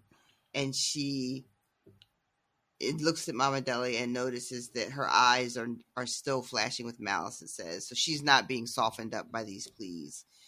Sade is like, all right, I'm going to have to do a big one here. So she does her best impression of old Popo, the fake curse eater, and starts going on about how there were demons everywhere in the room, bad luck that were sent by your enemies. I lured them to the window and I banished them. See, look for yourself in the mirror. See how your fate has changed. So, yeah, this is, she really does play her. Yeah, really she does. Well in this moment. It's so fascinating, too, because, like, the people are sort of skeptical of these curse eaters being real, but they live in a world where, like, fairies are real and gods are apparently real and stuff. So there is some supernatural precedent that you could point to. So being like, look in the mirror, you'll be able to see how your fate has changed. A part of me was like, what is that even? And then I was like, oh, things are just different here. So I guess that is what she's able to do. She can just go sit and look and be like, oh, okay, there it is. She it says she goes to the mirror and the lines on her brow smooth, and Sade is like, perhaps my polishing the glass had clarified the mirror, or perhaps it was the removal of the ego rust. Even though she couldn't see it, it had made the mirror less addictive, freeing her from the impulse to sit and preen for hours. Or maybe my performance was just really worked. Either way, I could see she was convinced of my power. And so this is when Small Sade is like, after having worked on the crocodile's, like, actual body, it started to occur to me that the spirit silt that came off of people might be something that I could address at the source. So she tells Mama Dele, you are unhappy and I can help. If you excuse me for saying, your loss of status isn't the only thing that is bothering you. I'm going to sing, and when I do, I will cover my ears. That way you can say things you might not want me to hear. Whatever plagues you, whatever you have done or seen that you might regret, I will not hear them. I will help you. I will make you feel better. When she's telling her this, she has to be so careful, because she can't be like, admit all the sins, you know? Admit you were terrible. She can't make Mama Deli angry by suggesting that that there are things she should truly feel guilty about. So she has to make it seem like she uses the word regret. And she's just like, whatever the things are that's bothering you. Like, I'm not going to judge you. Sade has to be really careful that she doesn't sound judgmental when she's suggesting that Mama Deli may be carrying guilt for her bad actions. It turns out the song that Sade sings is not loud enough to keep the words from Mama Deli reaching her ears. Even though she does cover her ears and she's singing, she can hear the confessions. Yeah. The children in the mines were so small, but how were we to know? They did the job and took lower pay, and that's just good stewardship. Terrible for those commoners, but it's not as though we personally were whipping them.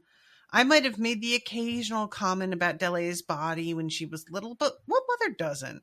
Of course, simple Hanuni had children of her own, but my family paid her salary and I needed her more. It's not my fault her children don't talk to her anymore. Jesus. Iridescent white worms spewed from her throat as she spoke, dribbling down her heaving chest and filling the basin in a pale, writhing mass. Ugh. The gilt worms would not stay in the basin long. Already some had escaped, reattaching themselves to Mama Dele, suckling like leeches before absorbing once again into her skin. I hated this. I had to move fast. She grabs them and she's got them in the bowl.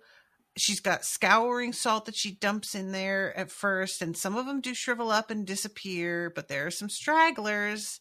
Slow, bulging grubs that held the worst of Mama Dele's guilt. Living tumors filled to bursting with the worst things she had done. I grimaced and wrung my hands, wailing louder, but I knew what I must do. So she eats them, and she very nearly throws up, but manages to not. And when she turns and looks at Mama Dele, this bitch it looks like she has just had a day at the spa. Right? And a fucking vacation.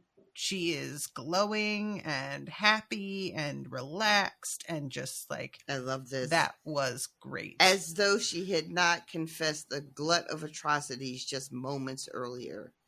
She sighed, serene as a milk-sated baby. And she's so happy. You darling girl. I feel a full 5 years younger. 10 even. How long will it last? And Small Sade, who is still reeling from eating these guilt worms, manages to say it won't last long unless the shape of what you have been doing changes. Then the guilt will return and I'll have to sing again. And Mama Dele takes this, instead of, in my opinion, as maybe I should change my fucking ways. Right? Yeah. Instead, she's just like, oh, well, you and me are going to be friends for a very long time. Basically saying that Small Sade is going to be chained to her to eat her guilt forever and ever so that Mama Dele can have peace. Ugh. Yeah. And I feel like that's a heavy metaphor for like so many things. I can't even get into it. Yep. So, chapter 13, we have this advertising that is happening where she has sent Onijibola to call out with his like sonorous voice because he is the one that's always praising the adagio. So he's the guy that's got the vibe for this. And apparently he really does, because some people try and talk some shit and he gives them such a like word and a look that they back off and don't try and play with him any further, which I did appreciate. But she's like wearing this gold powder on her to make her look a little otherworldly, as well as this veil to cover her face. And just overall, we're it's a very pretty piece of theater that we're doing here. Mama advises her, don't say anything, just sit back and look divine. Smile, but not too much. Keep an air of graveness about you. And Sade is like, I'm going to be wearing a veil. No one's going to see my face. And Mama says, the smile will show in your bearing. So she's giving like this very sort of regal display of, you know, I'm not quite, like, I'm a little bit more than human. I'm not quite a god, but I'm definitely not like the rest of you hoes out here. And eventually, like, Dele is laughing at her suggestions, and she's like, are you going to come down and wish Sade luck, or are you just going to be a little bitch out there? And Dele says, I'm happy for you, mother. You found it. What you've always wanted. A child who exists only to make you love yourself. Yikes. Woo. Jesus. If the words hurt Mama Dele, her features did not show it. Damn. Yeah. She still had the glow on her. She's still floating from the service I had done for her nights before. So this shit works. Works well. Yeah. And so Fenric is pulling this little, like, carriage she's in. What do you call it? A pallet? Palanquin. Palanquin. And Oni Jibola is singing her, singing of her prowess. And, like you said, there's a couple of people who, you know, are talking shit. And then the crowd gets a little, like, unruly. And Sade starts to get nervous and is, like, looking at Fenric. But they have gone to a part of town that is, like, filled with more wealthy people. Because those are the type of people that Mama is trying to attract to the inn, especially according to Fenric. Fenric tells us that, but I think he's right. I think he has that part right. Yeah, agreed. And then a crowd of cultists shows up, like the real deal worshippers of the Empress, the ones that take the finger. And one of them is like, "What do you? What's all this? You out here pretending that this girl is as good as a god, or is like as good as one of our Empress? Like she can redeem people. She can't redeem nobody." Yeah. Do not make us defend the honor of she who fought death. Defend her honor? Didn't the Raybearers publicly disavow you fanatics? And they dropped those Emperor and Empress titles years ago. If you love Tarisai Dajo so much, why don't you listen to her? And she's like, you know, I wish he had kept his fucking mouth shut, but also he's not wrong about any of this. Like all gods of old, the Dajo speaks in riddles, and her perfect truth is revealed only to those who seek it. With her mouth she disavows us, but with her heart she embraces us and claims us as her true children, destined to sit beside her in core and share her immortal throne. All right. Enough already. Right, and that's Sade's experience as well. She's looking at this guy who she calls Moonface. And it says, just for a moment, his reverent tone and grand gestures had held a hint of mockery, as though Moonface was secretly laughing at his own cultist brethren. But I must have been wrong, because his fellow worshippers clearly appreciated his speech, nodding and patting Moonface's back as he descended from the fountain. This poor old man, poor Onijibola, meanwhile, who we know is devout, is like, I would never disrespect the Empress. Like, I'm only here because my boss told me I had to come do this. And he's like, and my hands are all fucked up, and the Dajo hasn't healed them and made it so that I can work again. And they're like, well, did you ever think about the fact that maybe you're being called to do something higher and better, and that you should risk everything in order to honor her, and that then maybe. And just like, it's always just, you didn't do enough. That's always the answer. Maybe if you cut off a finger, then she'll answer your prayers. Mm-hmm. And Sade realizes that she has yelled out no. She had no intention of getting in the middle of this. But she begs Onijibola to not take his finger. And she takes his hand in hers and she goes, "There's nothing holy about missing a limb. Believe me, I would know." Yeah. And then she tells us that since her accident, people like the cultists have been trying to convince her that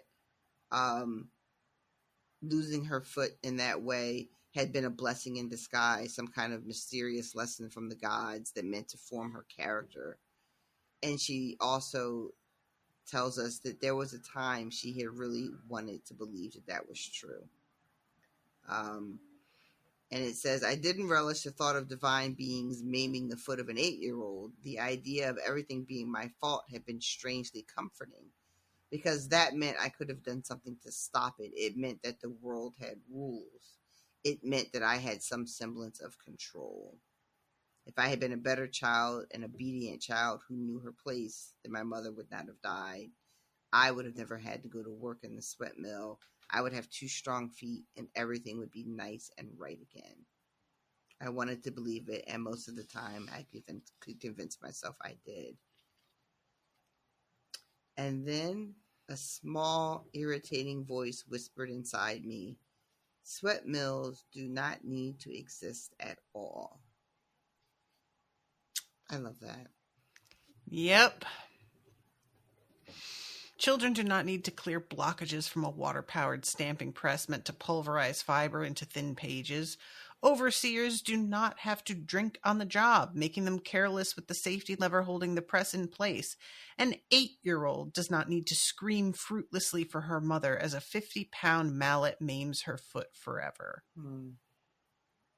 So then Sunface, "What place have you to reject the gifts of the Adaja?" But before he could finish, chaos took the market as a shining squadron of armed warriors entered the square, arm and shoulder padding emblazoned with the dual sun emblems of the Anointed Ones.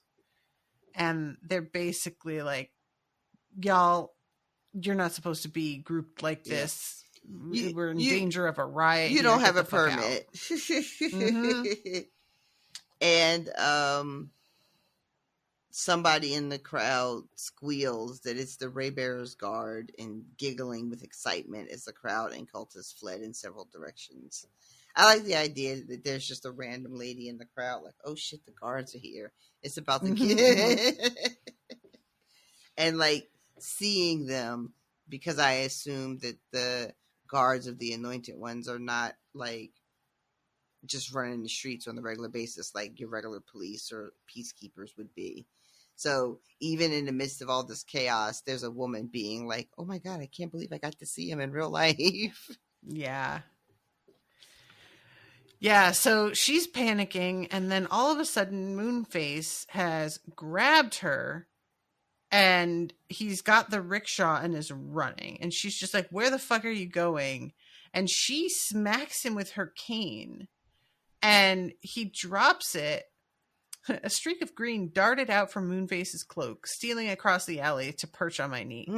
"Clement!" wheezed the gecko. She's just like, "God damn it!" So eventually we get to the point here. There's a lot of like, you. He says, "A perk of being cursed with immortality. One heals very quickly, so we don't need to get anybody to look at the spot where you whapped me." The yells of the Raybearers Guard echoed in the near distance. I froze. "We have to get out of here." "Don't worry, the Raybearers Guard has more important things to do than comb the streets for stragglers." "I won't risk it," I snapped. "You've had run-ins with the guard before?" "No, but they work for the palace, and if we get arrested, they might bring us there and..." I swallowed hard. "I won't go anywhere near the Anointed Ones, all right? I just won't." And we don't know what this is about. And just as she starts to tell us, this chapter ends, and I was so mad. I was disgusted. I love too that he's when he's trying to explain like what the fuck he's doing here in this disguise and in the middle of all this nonsense with the cultists. He's like, you remember I mentioned that friend of mine, the boss, that I do like help her out every once in a while? And she says, oh, you're a spy. I prefer the term part-time professional nuisance. Yeah, this is the old Crocodile for sure. Right, I love that. And he goes, but it's not as fulfilling as my old job. She asked what his old job was, and he gave a sad, arrogant smile, changing the world. And then he winced again, shifting his shoulder blades. Yeah. Yeah. Yeah. I love, too, this whole situation with Cleme.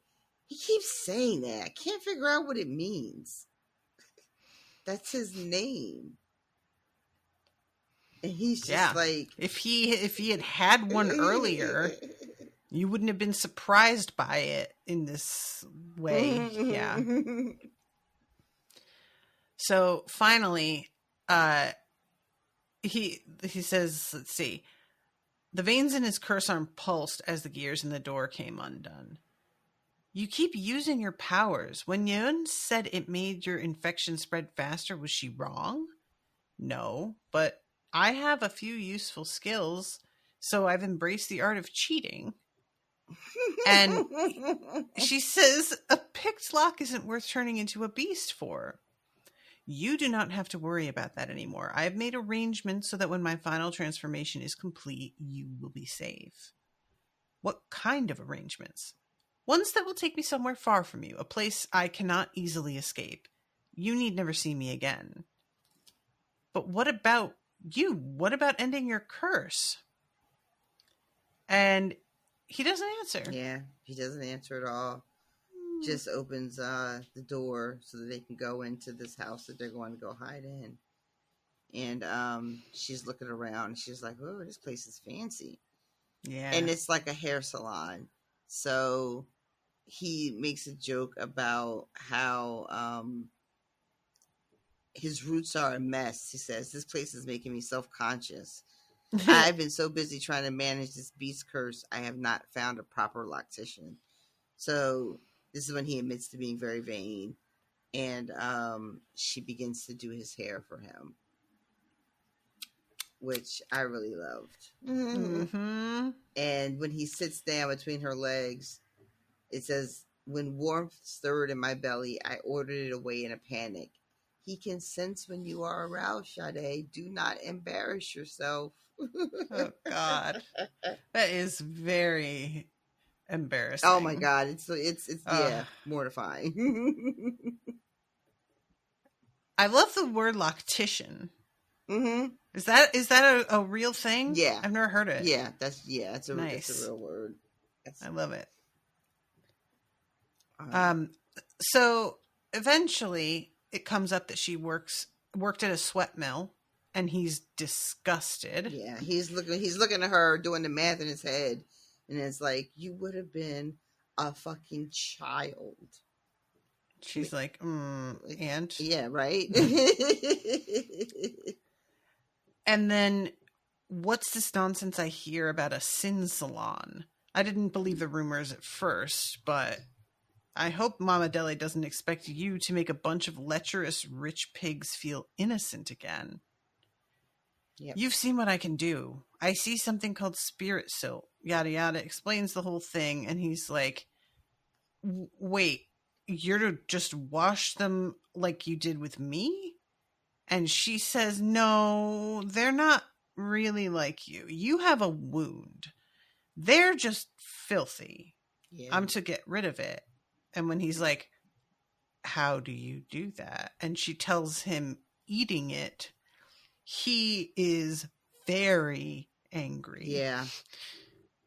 Yeah. For all that has changed since I stepped out of this world, I am newly horrified by how much it has stayed the same. Fucking same, dude. Yep. Fucking same.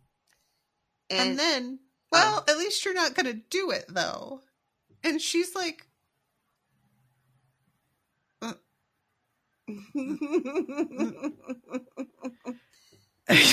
I like that he says, "I'm like, sorry that they asked that of you." Like he's like genuinely like, what an awful thing they asked. I can't believe they even had the nerve to ask you such a thing. Clearly, you are not doing it though, right? Right? All she can say back is, "It's a job." They are asking you, he growled, to bear the pain of the ones who made your life a living hell.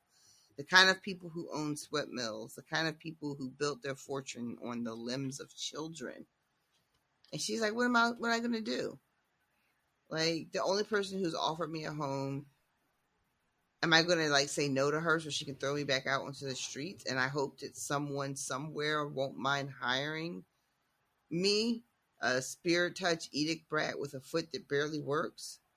And he says anything would be better than letting those bastards violate you like that. And she is so angry she has tears in her eyes. Spoken like someone who has never gone hungry a day in his life. His chest deflated and he lowered his gaze from mine. Yep. People are just getting called out left, right, up, and down. Yep. Indeed they are. It's very cathartic. And so now he's like, but we have programs now. Things have changed. You can get help. You can go to the council. Find a social worker. Mm-hmm. Go to the unemployment agency. Yeah, go to legal aid. Find out if they have any free programs at the library. I heard Obama was giving out phones. Remember that? The Obama phone? Yep. They really loved attaching his name to shit. God. So, again, he brings up the anointed ones and she freaks out. And he finally is like, okay, what is the fucking deal? I know everybody is afraid of them because they are kind of freaks, so sure. But this isn't the same. It's personal. What's going on? And she thinks, you know what? Maybe if I tell him, he won't like me and he'll leave me alone. Which, there's like a bit of I'm bummed about it, but also gods are bad news, so probably it would be better. And she's like, you know what? I'm gonna fucking tell him. So she sits down. I have to start from the beginning. End of chapter. End of fucking chapter. And I can't even be mad at the writer because you could just give me one more chapter to read. It's true. It is my fault, but we are also at 2 hours. Yeah. What do I think? She thinks to herself, you must understand that for years I had tried to forget the night had even happened. I had to bear the shame in secret. Know your place keeps coming back up over and over and over again. But it's never worked. And now here's a crocodile staring at me as though I were blameless, as if I didn't deserve what had happened to me since.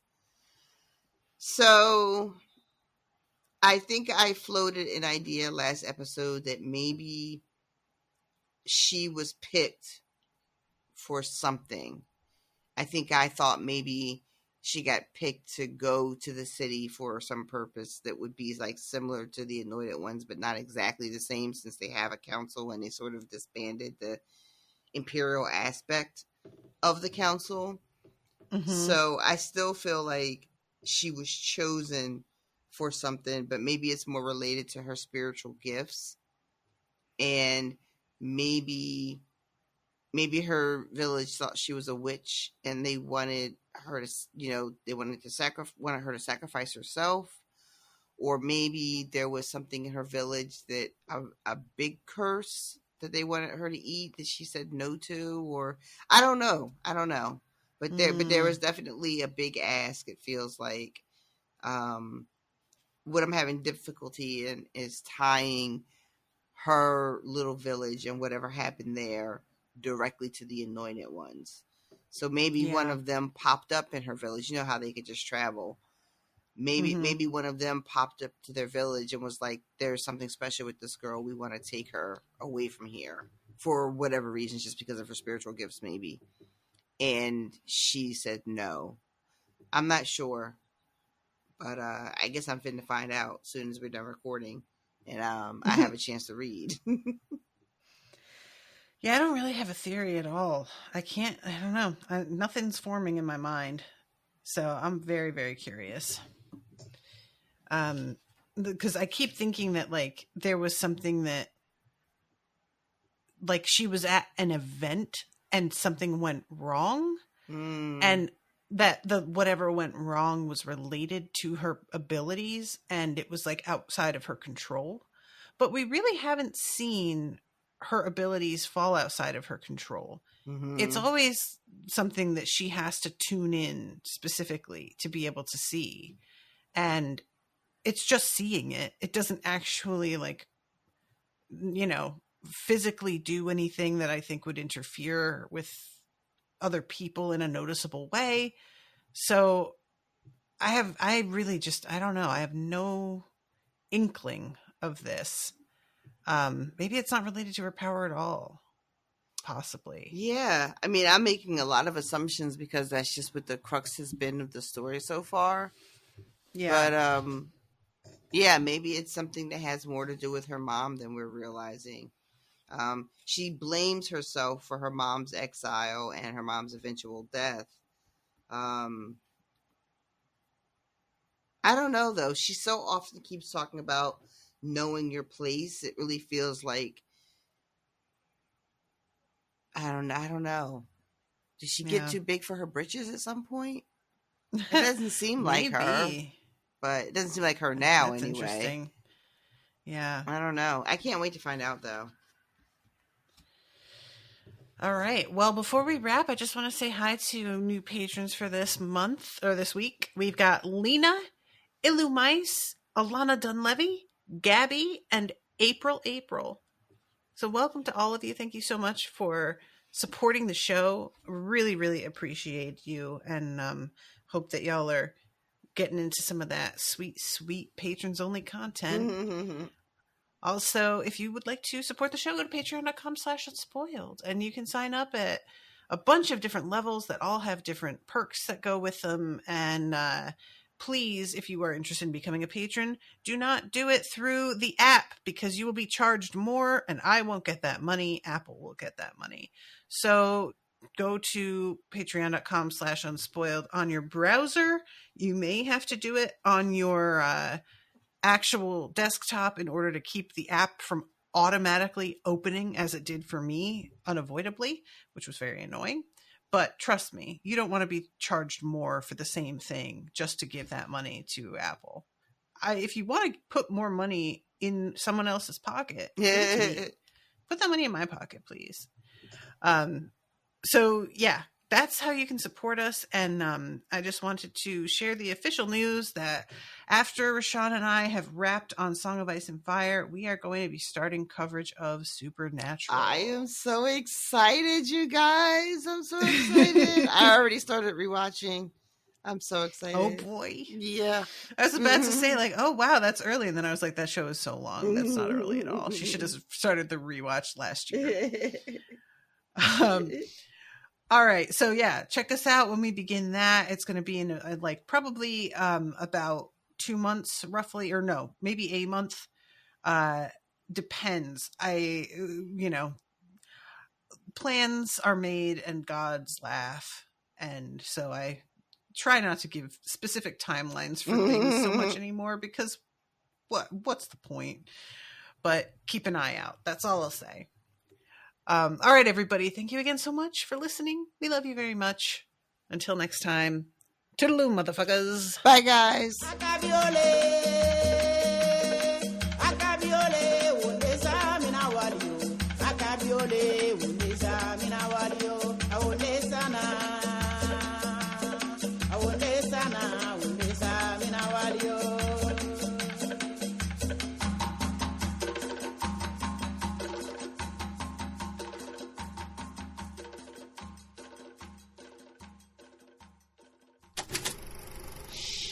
That was an Unspoiled Network podcast.